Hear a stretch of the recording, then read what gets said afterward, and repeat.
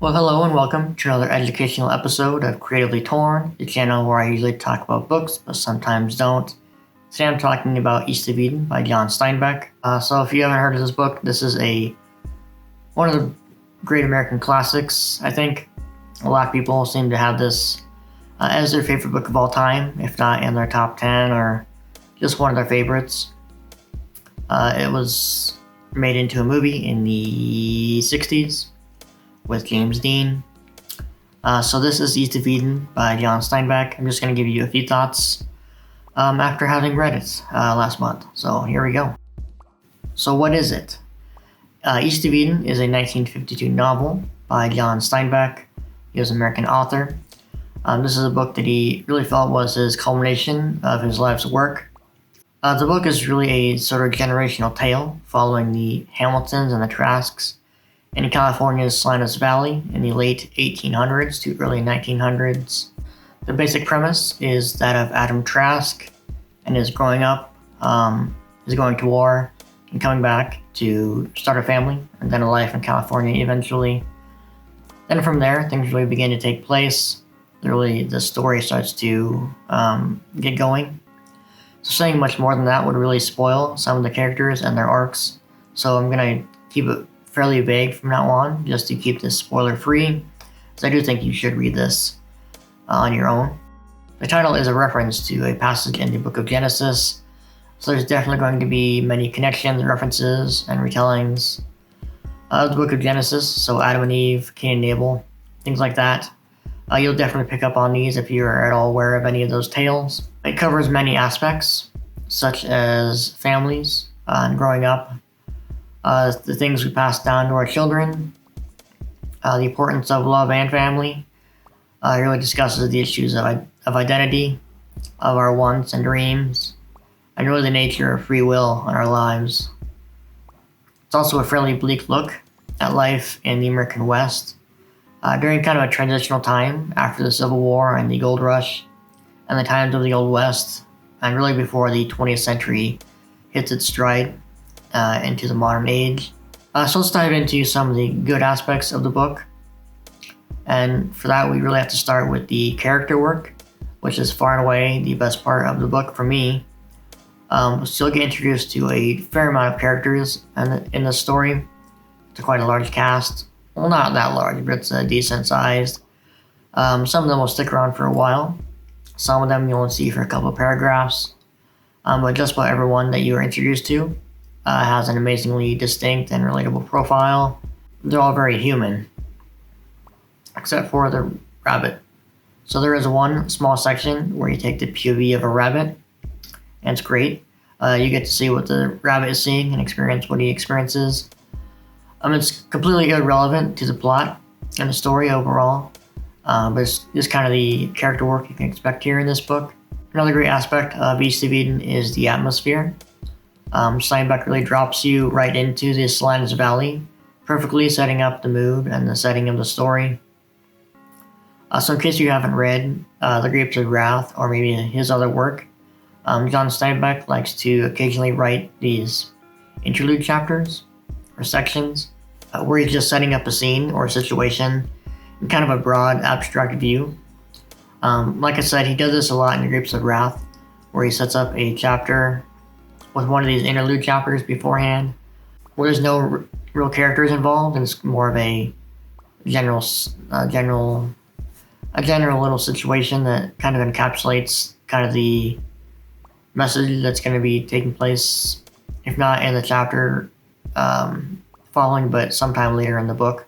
He may do this in other work too, I'm not sure. The only other book from him I've read is Of Mice and Men, and that's been such a long time I don't remember much about it. He does that here in East of Eden as well. Not as much, and I'll be honest, a few times it does seem out of place, but the quality of the writing is top notch in every one of them.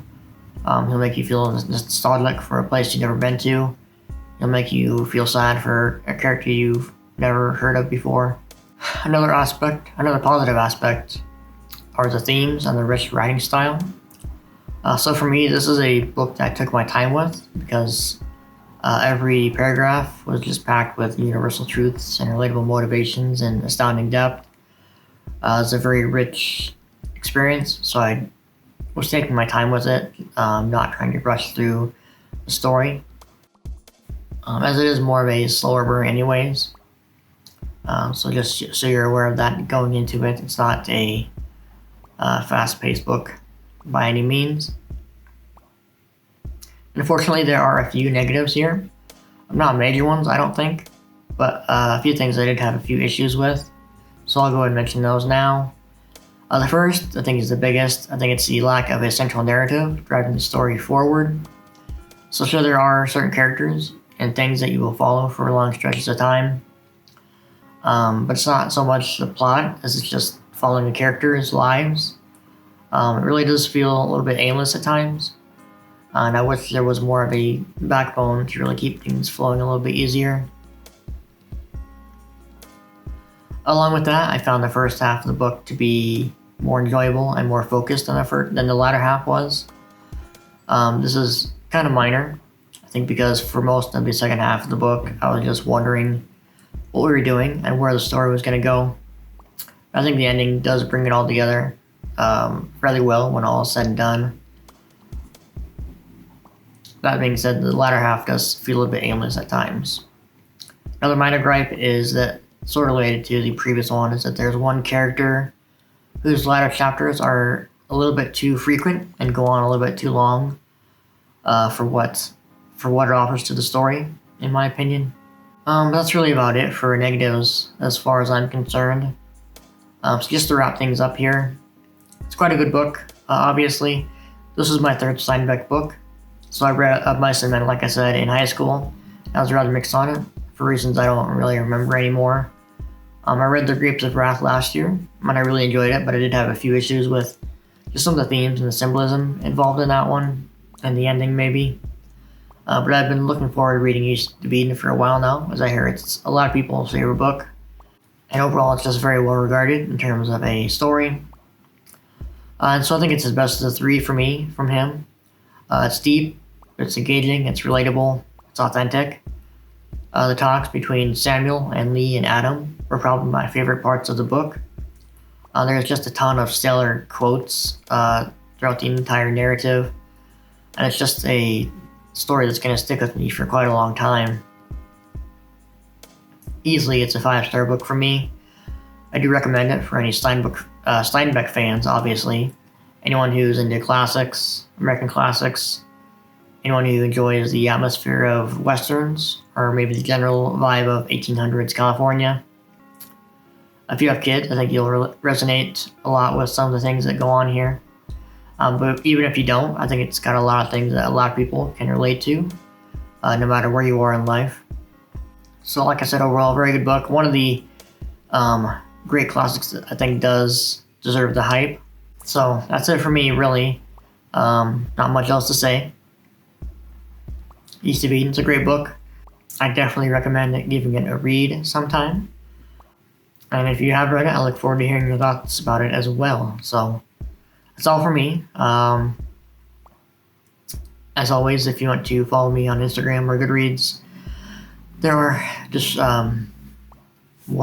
links. There are links in the description. So go ahead and give those a click. That's all for me, though. Thank you for watching, and